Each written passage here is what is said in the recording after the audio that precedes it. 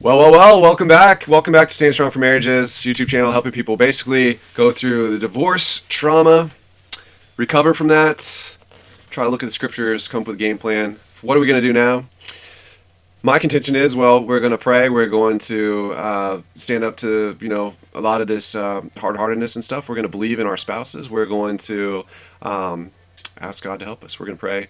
And, if you're a person who calls yourself a follower of Jesus, well, I'm very excited for you because, I know one of the things that you believe you're called to do and to be is salt and light, to be a kind of a preserving factor in the culture, to help protect kids, to help protect husbands and wives. So, your actions, our actions go beyond just our own circumstances. So how is everyone? We're having a crazy year. I'm going to be doing another video, probably a couple. I want to get one more out November on just like purity stuff. I had someone reach out to me and say, hey, I was really struggling. I spent a lot of time researching how to go through phones and with iPhones. So we'll see if we can't put that out and have that as a resource as well. So you could see this video I did a long time ago as a reaction I did to David Pawson's teaching. The late David Pawson, just passed away earlier in the last 12 months. Really been a fan of him. He's good.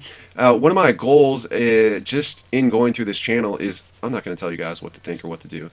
What I have as my goal is to try to become literate and help other people understand all the major arguments that are made in this big controversy about, what should we do? So I have this older video, and one of the reasons I like these older videos is because I think it shows like a progression of how when you first get into something new, you're not really so sure about what you're dealing with, what you're up against. You're not so familiar with it. And you could definitely see that if you watch this video. It says, are you serious? No remarriage after divorce? I'd never heard anything like that. I mean, I really was from, the general Protestant background, ultra grace type of thing where you can just do whatever you want, and as long as you hold to the right theological platitudes, God accepts you, God loves you, God is for you, He's not against you, And so I came across this David Pasta guy, and I was like, whoa, like, is this guy for real? Like, under no circumstances can you get remarried following a divorce? I was like, who is this guy? So I was very interested, and I want to highlight this because the other thing that we have is a lot of people, and I'm going to highlight some of their comments because they get buried, and I just want to highlight them.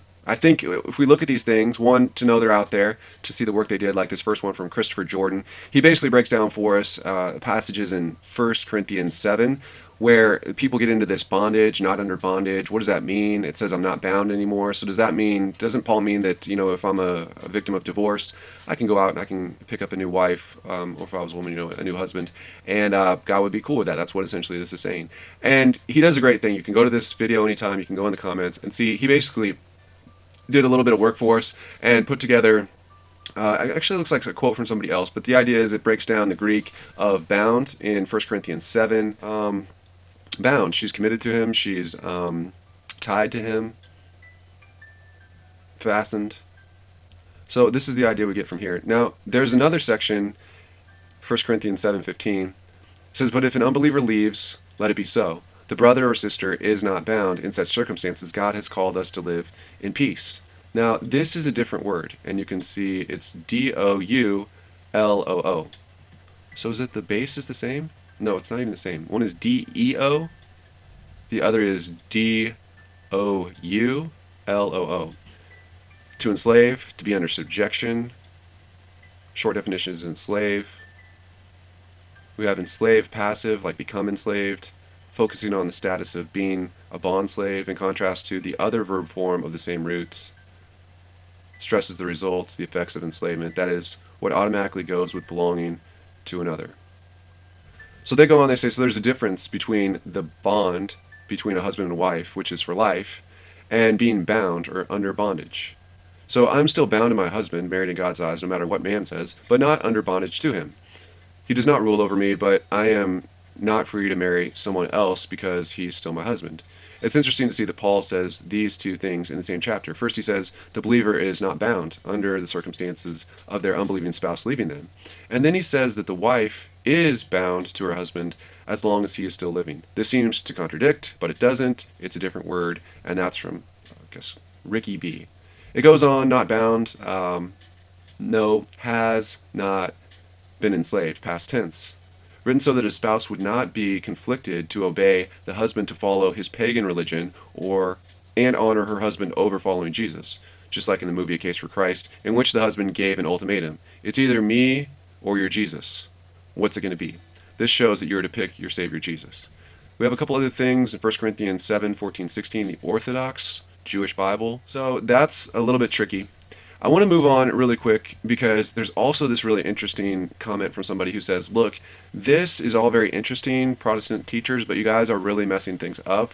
They basically make a case that Jesus was upset about men divorcing their wives without giving them a legal certification of divorce, which kind of left them on the hook. They couldn't go out and marry another guy. You'll hear about this. The agona, or like chain woman, is what they're still called in Jewish communities, where these women, they cannot, without securing that legal document, they cannot go out and remarry. It's just forbidden. They can't get a new marriage license in the courts, I guess, in modern day Israel, or at least historical. And so he's really saying, this whole contention, you guys have it wrong. This whole contention about, sinning away, committing adultery, all this stuff, Matthew 5, Matthew 19. Basically, Jesus' point, or his real hang-up, is you guys can't just send these women away empty-handed. You need to give them the certificate of divorce. It protects them. It gives them certain legal rights. And that was the point that he was really upset about. He's arguing, this person's arguing, it doesn't have anything to do with what we normally talk about as the, divorce and remarriage being a gateway into adultery, lifelong adultery.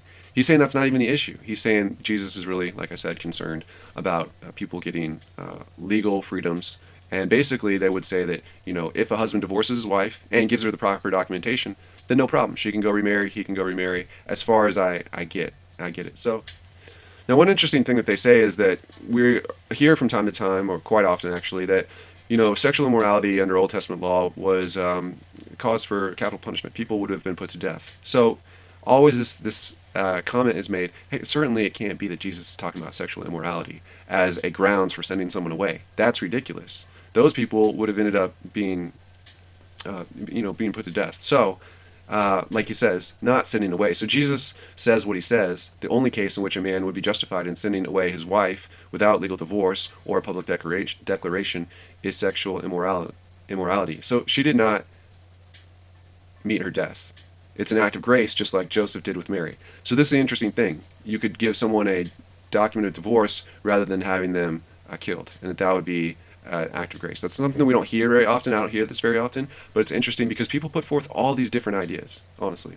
Some evangelical preachers, even those who are very right on so many issues like David Pawson, have no understanding on this issue of divorce and remarriage at all. The church is given one rule only. Love your neighbor as yourself. This is the basis upon which the individual must confront his or her own motivations for divorce, none else. And it will disqualify many divorces, even the ones in which one of the two fell into adultery, and grant permission for the other in which this particular sin is not present.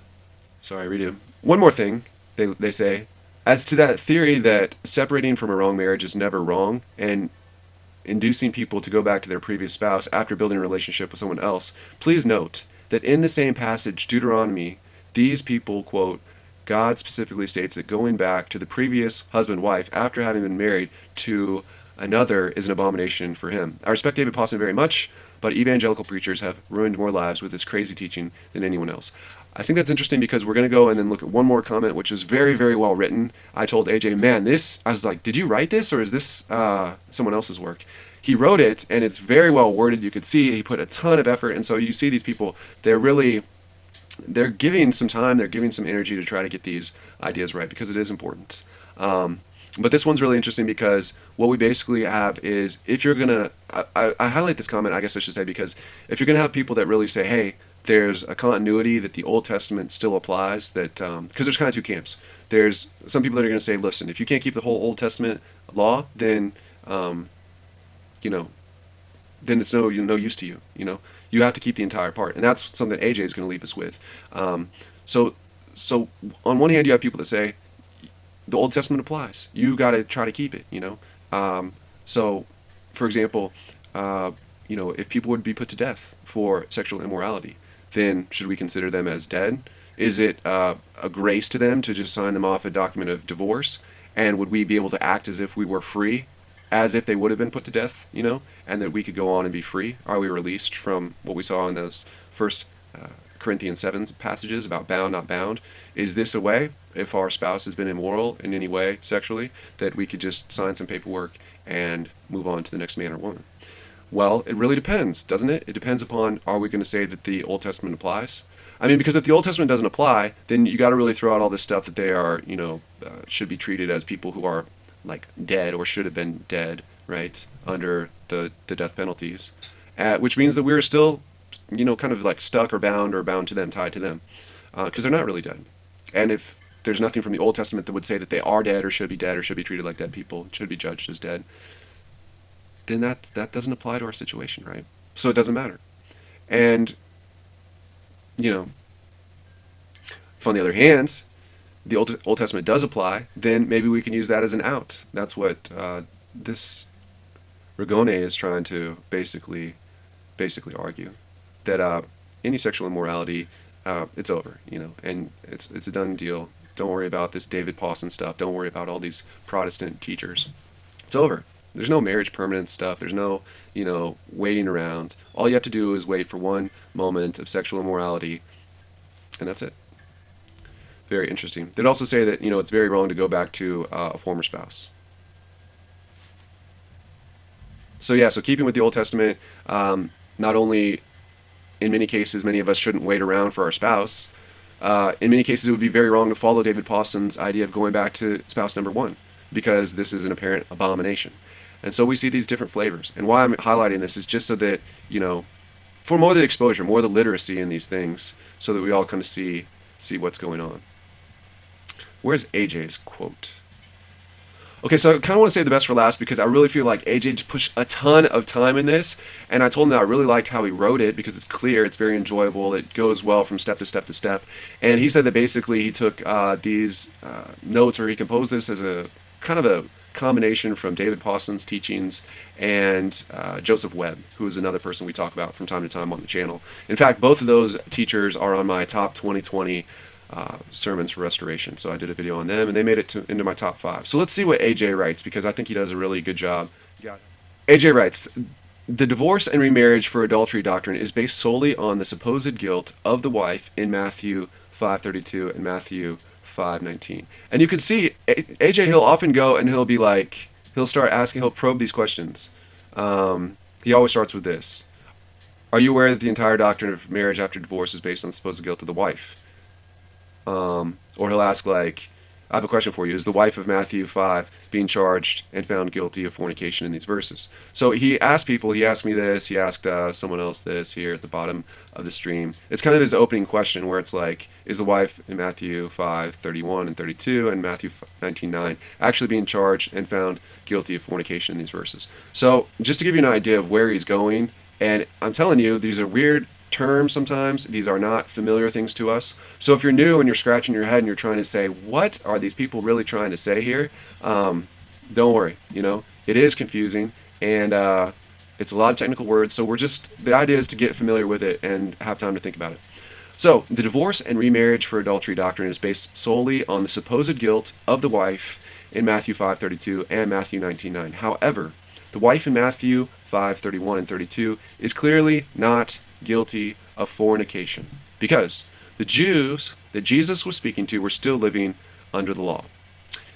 And if fornication was discovered, there was a moral obligation to report the offender according to Deuteronomy 22:13-24. Now, I want to just pause real quick and make a comment. You'll notice that AJ relies on these Old Testament scriptures, as did the previous commenter, but you will notice they arrive at the end in very different places.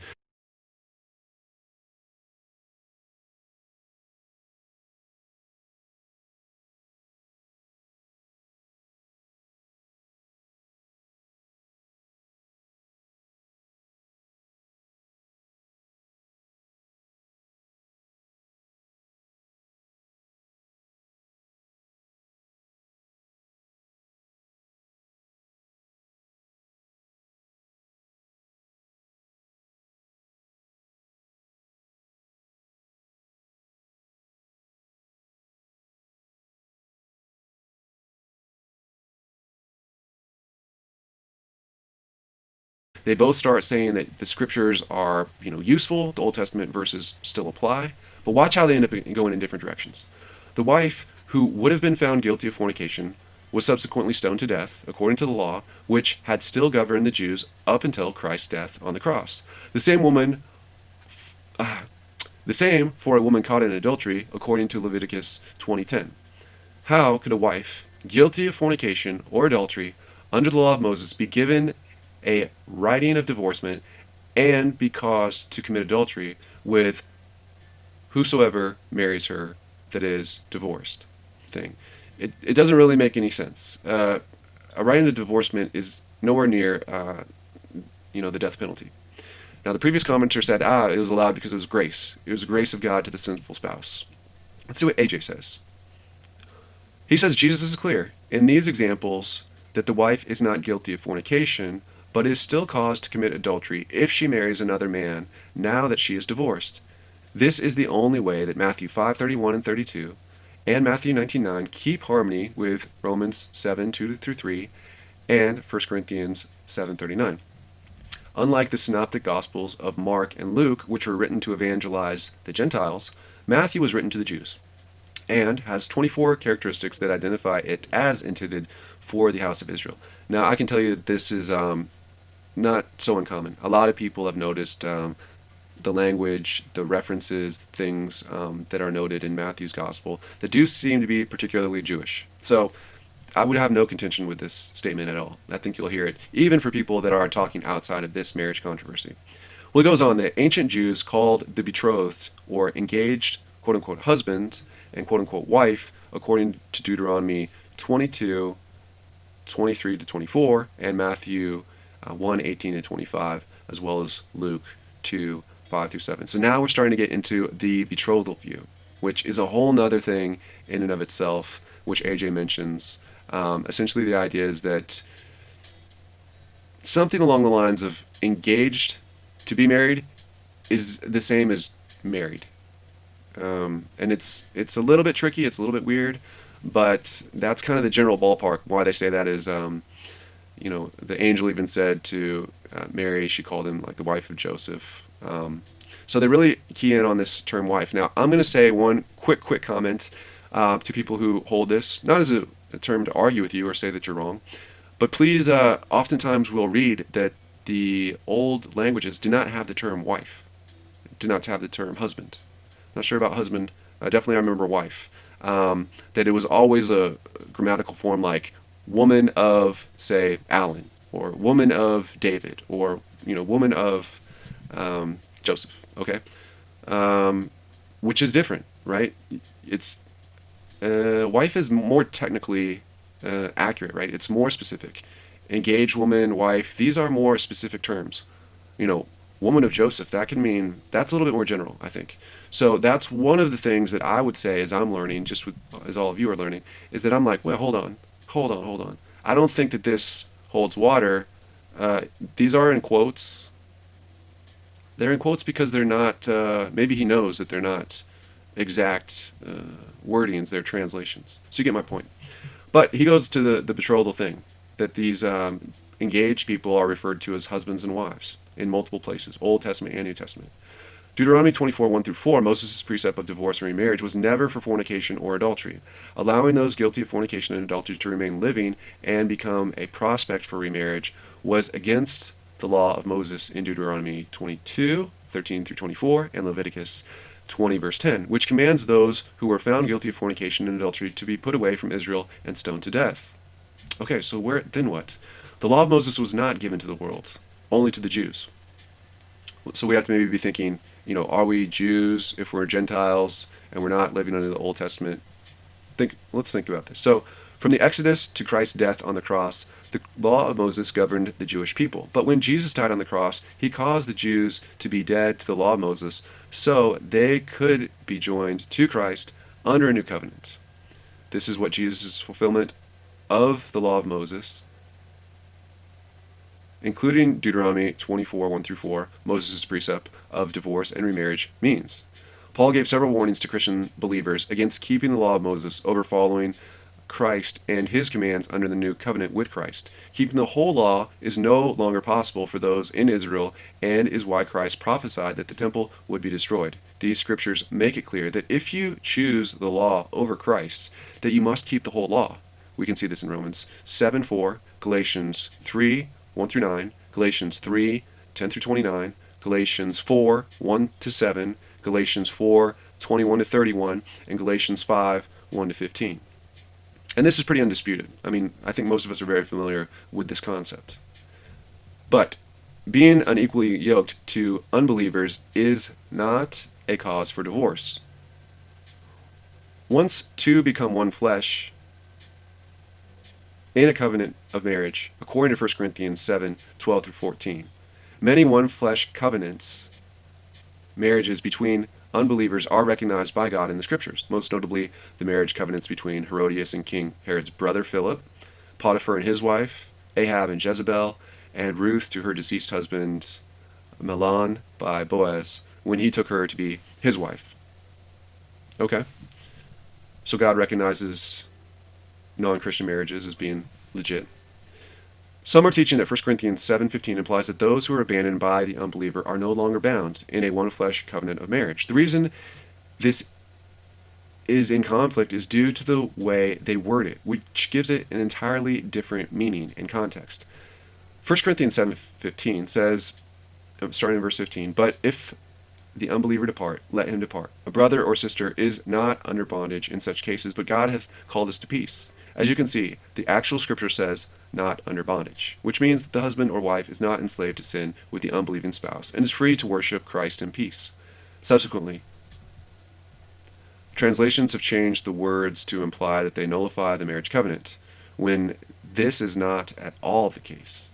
The issue that this creates is with 1 Corinthians 7:10-11, which says, starting in verse 10, "And unto the married I command, yet not I, but the Lord, let not the wife depart from her husband." Verse 11, "But if she depart, let her remain unmarried, or be reconciled to her husband, and let not the husband put away his wife." As you can see, those who claim 1 Corinthians 7:15 has the Apostle Paul giving permission to remarry do not understand that the abandoned husband in 1 Corinthians 7:11 is expected to also remain unmarried in order to be reconciled with his wife.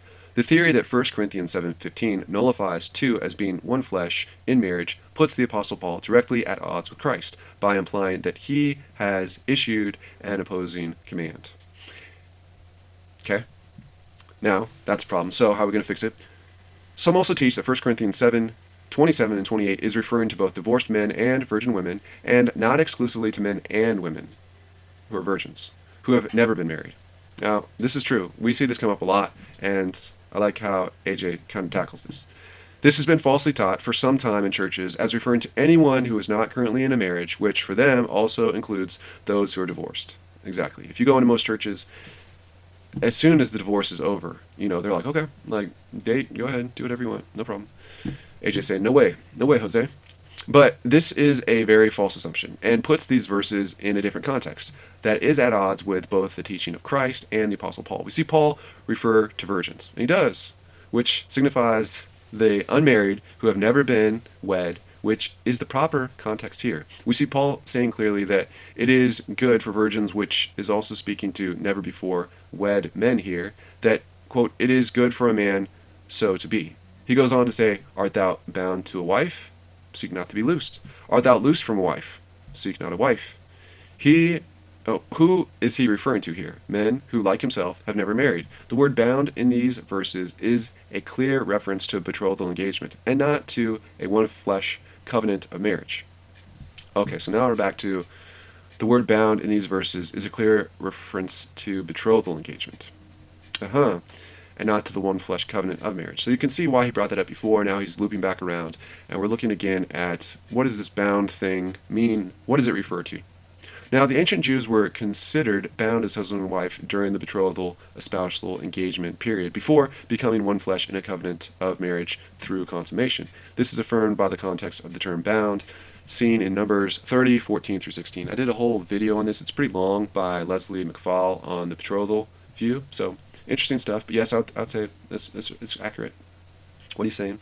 They did consider them as like, connected, bound even before conception. Now, the Jewish couple in ancient Israel who were betrothed or engaged were also bound together until death, either by execution for fornication or other causes. Then Paul says, quote, "But if thou marry, thou hast not sinned." which is who?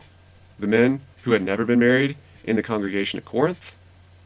So he begins with verse 25 and 26, speaking exclusively to men that have never been married. Paul then says, "And if a virgin marry, she hath not sinned," which is speaking directly in regard to virgin women who have never been married within the congregation, not divorced women.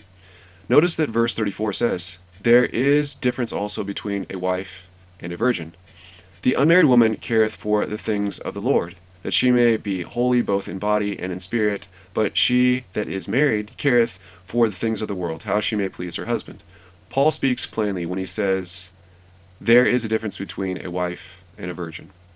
Paul goes on to say, "But if any man think that he behaveth himself uncomely toward his virgin, if he pass the flower of her age, and need so require, let him do what he will. He sinneth not. Let them marry."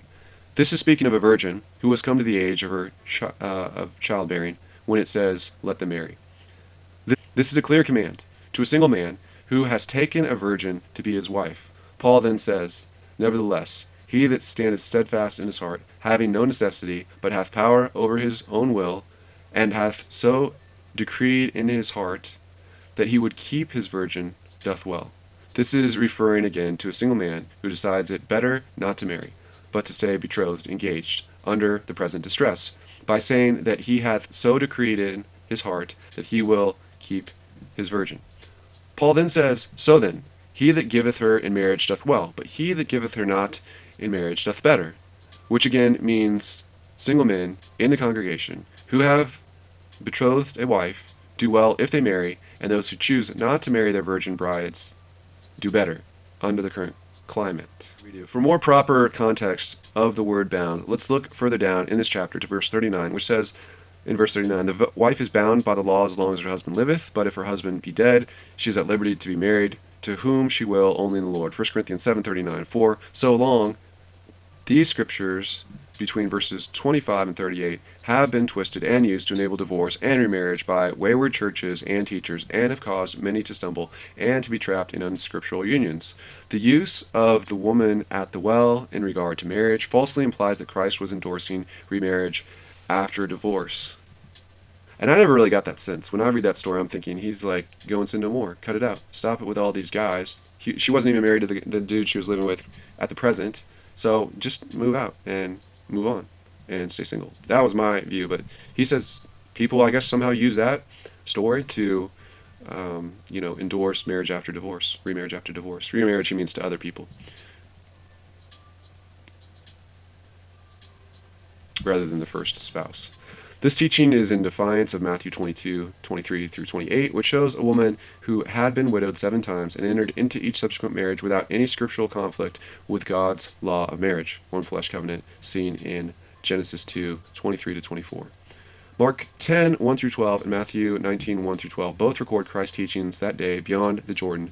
There is no mention of the words fornication, writing of divorcement, or divorced in Mark's gospel, because Mark was not written to the Jews, as Matthew's gospel was, but to evangelize the Romans and the Greeks, who had no knowledge of the law of Moses in Deuteronomy 22 or Deuteronomy 24. All these facts draw a clear understanding that remarriage after a divorce under the new covenant with Christ is scripturally false and baseless teaching. Please use wisdom when living in any situation against what the scriptures command. And so I thought that was a nice brief, and it wasn't that brief. AJ put it about as succinctly as you can. It's very... people write whole books on this, right? They argue a lot about some of the different things. I want to make a video just because I think he does a nice job of fleshing out some of the basic things that we hear very, very often, and we give a couple different perspectives. One, like I said in the beginning, helps us think about what's the role of the Old Testament. And we have people in this community, people on this channel, people out there, they reference the Old Testament as a way to make a certain argument. And some of them go down the road that AJ does, where it's like, this was a Jewish thing. These were, you basically come up with these groups of people that say, you have Old Testament, Old Covenant ways of living, Old Covenant people, and then things radically shift when you're talking about Spirit-filled, New Covenant type of believers who enter the kingdom of God and all that sort of stuff. That the contention, though, is not whether the New Testament is accurate. A lot of people struggle with, is this old stuff completely worthless? we have people in this community that basically, they really argue. Listen, if you get yourself in, say, what AJ would call a false union that the scriptures don't allow, should you leave it? And some people would say no. And what I've seen mostly happen is that they basically argue, maybe like this one person did here, where they say, look, the Old Testament says, the Old Testament is real, and Jesus didn't come to remove one jot or tittle. It still applies. In fact, some people will say Jesus made it even more strict when you start to get into the Sermon on the Mount, that he actually took it to a whole nother, more serious level, right? Where, it wasn't just don't murder, but I'm telling you, don't even hate. We used to say, don't have affairs, but now he's saying don't even lust after someone that isn't your wife or your husband. So maybe Jesus makes it more serious. But some people would say, what is the role of these Old Testament passages? And like one person said, like we saw here at the bottom, hey, this is a gracious thing. Is the grace of God rather than people being killed, that they could just get a legal means of divorce. AJ would say no. He would say scriptures are very clear. You have things in 1 Corinthians, you have things in Romans, you have things in the Gospels, and we tend to get hung up maybe in Matthew's Gospel, and there's a lot of work that people try to do to explain why the exception clauses that are unique to Matthew. What is this? What is he referring to? People say, oh, the proof text is what we looked at today, the 24th chapter of Deuteronomy. Other people, like if you look at Neil Dostra, he'll come and interesting, he'll say, no, maybe that's not the proof text that he was referring to. Maybe there's a whole there's like a whole other thing of divorce that occurred with God and his people, and though he didn't remarry, he did take like I don't want to say a new bride exactly. You have the bride of Christ, you have still the covenant with the indrawing of the Jewish people as well. So it gets a little messy if you want to go down those paths. That's just something to look at, something further to look at as you progress through your reading. I thought it was a nice interview. Thank you, AJ. Thank you, Rugoni. And thank you also, was it Christopher Jordan?